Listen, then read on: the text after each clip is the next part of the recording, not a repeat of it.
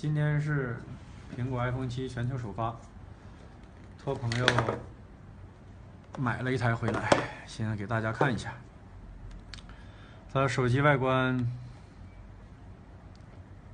几乎跟 iPhone 6没什么区别，大小、尺寸、厚度几乎没什么区别，只是多了一个双摄像头。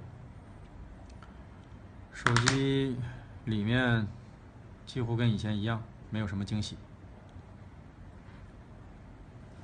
拍照功能也没什么差别，真的很垃圾。今天托了很多朋友买回来，花了1万多，最后发现真的很失望。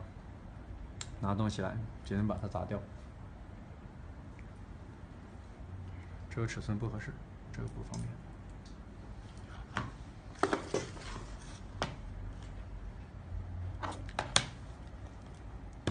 一砸你摄像头。